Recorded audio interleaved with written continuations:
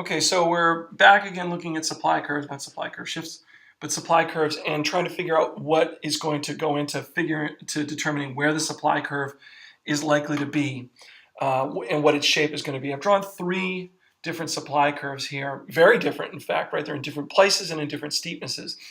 Remember that the supply curve is determined by what producers think they need to charge in order to make it worthwhile to be in the game. In other words, what their profit potential is. Another way of thinking it is that this supplier's curve, they need to get a pretty high price if they're going to if they're going to even charge. If they're even going to sell their product. So, like here at this quantity, they need a pretty good price here. This supplier here can accept a lower price. This supplier here isn't going to be in the game at all because they're only going to be supplying this quantity and it's going to be a fixed quantity. So let's see what's going on here. This is something like 747s. The cost of producing an additional 747 is so great.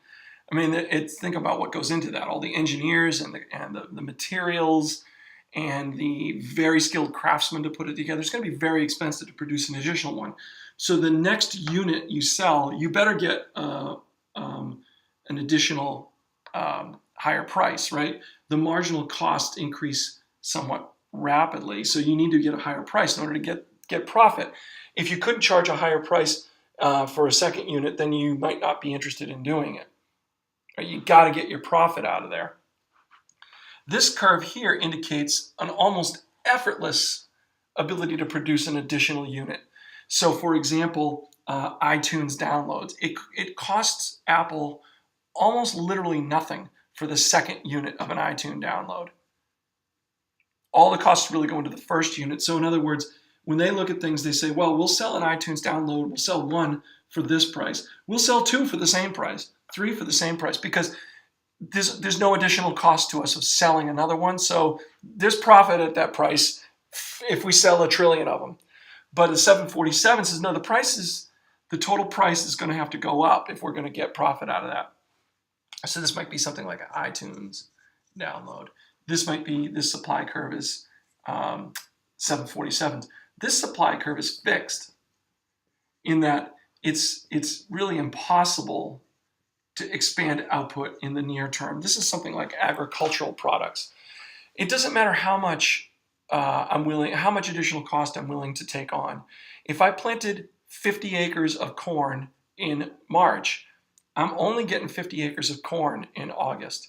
I can't get to mid-August and say I'd like to expand output to 60. It's impossible unless I have a time machine. So agricultural products have fixed supply curves. We might think that some other industries have fixed supply curves, like, say, for example, spots for admission at a college or university. It's just not possible in the short term, really, to expand output. I mean, you could, right? You could hire professors at the last second and things like that. So it's probably pretty steep. Not quite vertical, but probably still pretty steep. So the placement and steepness of the curve depends upon how hard it is to supply an additional unit of the output, right? What the costs are of an additional unit of the output. Pretty much effortless, not that easy, impossible.